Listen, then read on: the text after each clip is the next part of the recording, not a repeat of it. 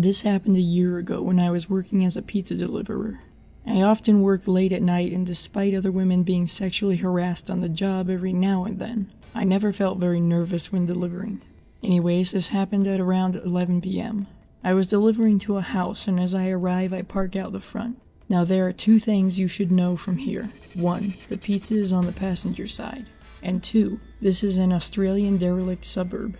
So I get out of the car and immediately notice this 20-something-year-old guy standing on the opposite side of the road facing me. This being a derelict area, and with me being rushed, I thought nothing of it, as it's not too uncommon to see derelicts hanging around the streets. But as I started walking around the car to the passenger side, I found him behind me. He asked me what the time was, and I said it was about 11-ish. This still didn't have me on edge, as I was used to this kind of stuff. But as I was opening the door to get the pizza, a jolt of suspicion came over me as I noticed he was still behind me, not saying anything. Looking back at it now, I find it unnerving at how subtle this feeling was, and how close I was to ignoring it, but I'm glad I didn't. I, while trying to act nonchalant, quickly closed the passenger door, walked around to the driver's side, hopped in, locked the door, turned on the car, and put it in drive. I felt like I was being overly cautious, but sure enough, he pops up around to my side of the car. At this point, I feel pretty safe, and dare I say, proud in my decision making. So I crack the window to get to the bottom of this. "Do you have the time on you?" Second time he's asked this. "It's 11 o'clock. Awkward pause. "Can you please give me a lift? I need to go to my friend's, and it's where you're delivering." "What?" "No." "Well, I know whose pizza that is. It's my friend's down the road. I'll show you where it is if you can give me a ride there." The conversation went on and on, but you get the idea. This guy was persistent. I eventually told him to get out of here, and I was calling the police. I closed the window and started dialing. As I was speaking to the police, he started yelling and banging on the window really hard. Thankfully, he eventually left and the police came and searched for him while I delivered the pizza. Stuff like that happened every now and then, but despite most of it being just immature sexual harassment, I thankfully learned to be alert whilst on the job. I don't know what he wanted, but I'm glad I didn't find out.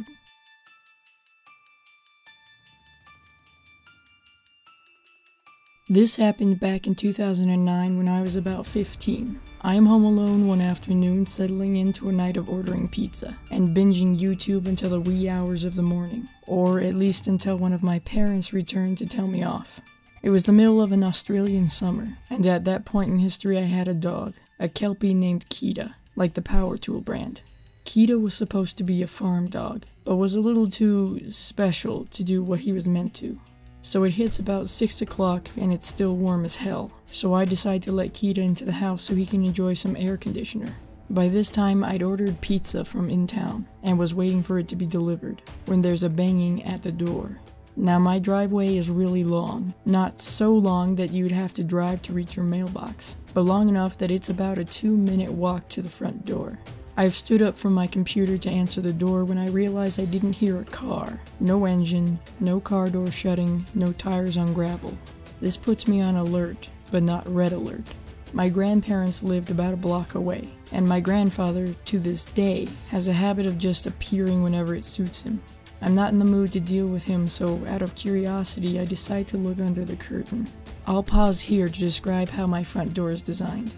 The garage sits in front of the foyer/entry, with a large window beside the front door, and the living room comes off there at a 90-degree angle, with another window maybe 2 meters away.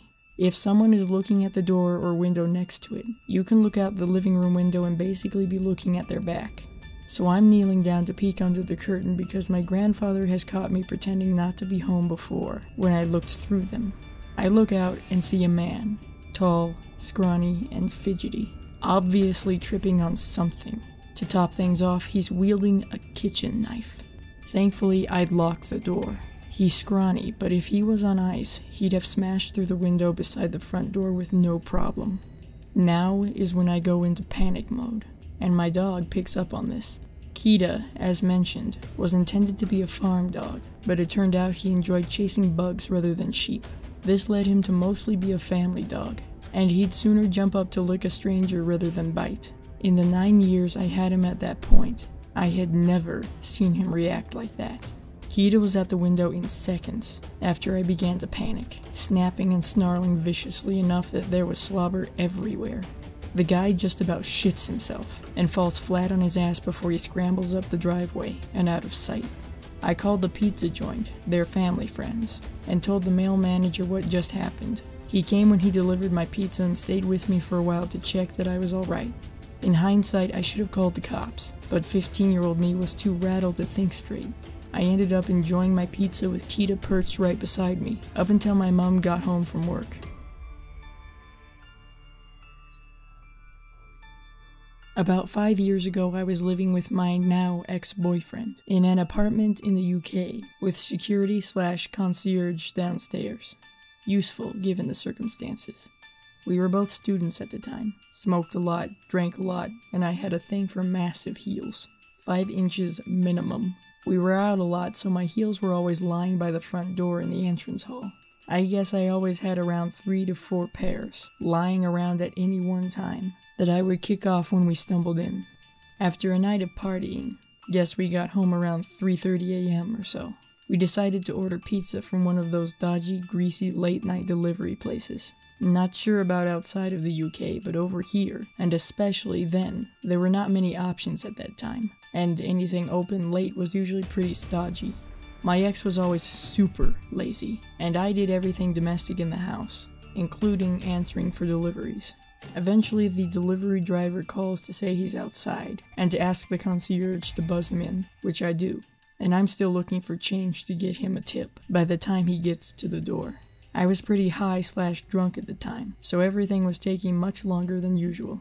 I answer the door in my PJs looking pretty rough, mind you, and I tell him to hold on while I grab some extra change. He is now standing in the apartment door entrance. The door is open, so essentially he's standing in the hallway while I'm in the kitchen. Entrance to that is a little to the left behind a pillar, so we couldn't see each other.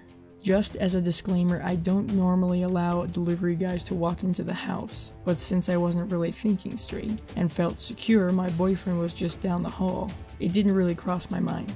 I come back out of the kitchen, hand him the change, take the pizza, close and lock the door, and settle in front of the film with the ex. At some point during the film, I noticed I have a missed call from a number I don't recognize. I call it back, but when the caller answers, I can't really understand what I'm hearing. The voice had a thick Asian or Indian accent, and I guessed it was just a mistake. We head to bed shortly after, and when I wake up in the late afternoon, I notice a message that had been sent in the early AM. I licked your shoes. Confused and also slightly angry at whoever it was, because I hate people I don't know having my number. I called the number, with my boyfriend beside me, on speaker, to ask who the hell this was. The same Asian accent answered the phone. This time I could hear a little better. What do you mean you licked my shoes? Where did you get this number and who is this? I asked.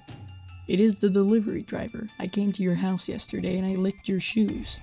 I was sure he was just some creep trying to say he liked my heels, so I kept repeating, "You like my shoes? How did you see my shoes?"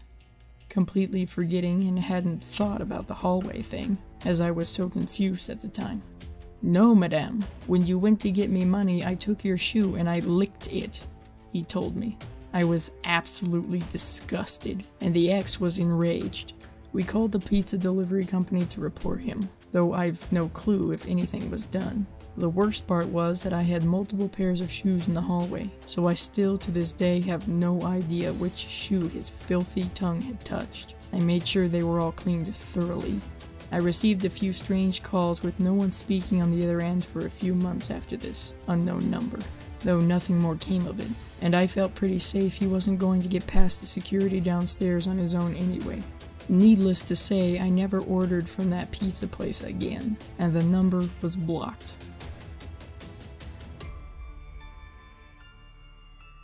My boyfriend and I have terrible eating habits. One night after a long Wolfenstein session, he was craving pizza. He wanted the greasiest, most heart-blocking pizza we could find. Luckily for him, there's a Pizza Hut down the road. He ordered it online, but as we're both stingy, we decided to pick it up instead of having to pay a delivery fee. I waited in the car while he went inside to pick it up. Now, this Pizza Hut is situated in the parking lot of a strip mall, so one would assume it's a brightly lit, safe place. One would be incredibly mistaken. The parking lot was pitch black, if you weren't right next to the restaurant. Usually this doesn't bother me, but that night there was something wrong with our order, and we needed to wait another half hour to get it. I still stayed in the car because I assumed the pizza would be ready in like 5 minutes or something. I just decided to relax and jam to some CDs. A truck pulled in right next to my car. It was rusted and dented, but that's not uncommon in my redneck-infested town. It seemed the occupants were in the same situation as us. The driver ran in to get their order and the passenger stayed behind. I tuned them out until the passenger started moving erratically. I looked over and the man was clearly on something. His stringy hair was plastered to his forehead and trailed down the back of his worn-out denim vest. But what truly scared me was how he moved. He was talking to himself, non-stop babbling that I couldn't comprehend, and his entire torso was bobbing up and down. I'm not usually so easy to frighten, but the entire situation just seemed wrong. I texted my boyfriend pleading with him to come back to the car, but he was adamant on getting his food. The man in the truck looked me dead in the eyes and gave me the most sinister grin I've ever seen. That was when I realized he had been masturbating. I quickly locked the car doors and scrambled to find the small knife I keep in the glove box. Now armed and alarmed, the man and I stared each other down. Just as the truck door swung open, my boyfriend emerged from the restaurant. Leave it to a theater nerd to know when to make an entrance. My boyfriend unlocked his door and was about to slide in when the man confronted him. To my horror, the man's pants were wet in patches, and he gave my boyfriend a shit-eating grin. Usually, I don't like the fat ones, he said, voice gravelly and deep. But I'll make an exception. How much for an hour? I started to cry. My man straightened his back, and while creepy truck guy easily towered over him, he gave his best intimidating glare. More than what your life is worth. After his moment of bravado, my boyfriend quickly slid into the car and peeled out of the parking lot. We weren't followed, but I was paranoid for the rest of the night. At least the pizza was good.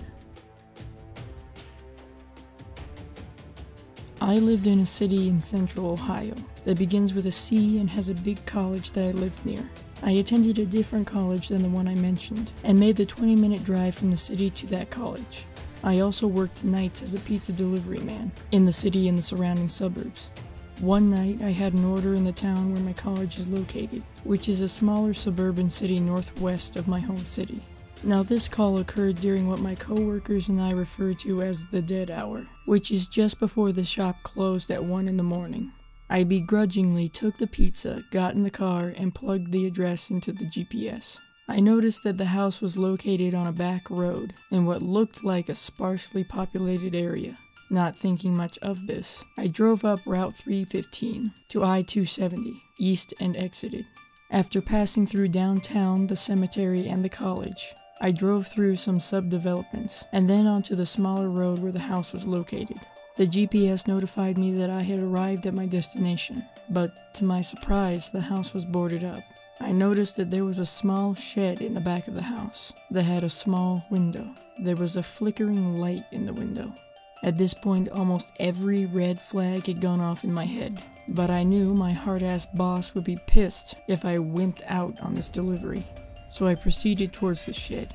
As I got closer to the shed, I heard a rustling in the bushes next to the driveway. Then, I heard a man whisper, "Here they come, Billy. 45, 45. At that point, a man jumped out of the bushes, and 2 other men jumped out of the shed. They were carrying knives and were wearing these long robes and white masks. I made it back to the car just in time, but one of the assailants managed to slip my arm. As I escaped, I could see the assailant standing in the middle of the road looking pissed. I probably drove 90 miles per hour on the way back. When I got to the shop, everyone looked shocked. After explaining everything to them, we contacted the police, and they dispatched a few officers to the house. When they got there, the assailants were gone. They found some drug paraphernalia in the shed, and some ropes and weird torture equipment.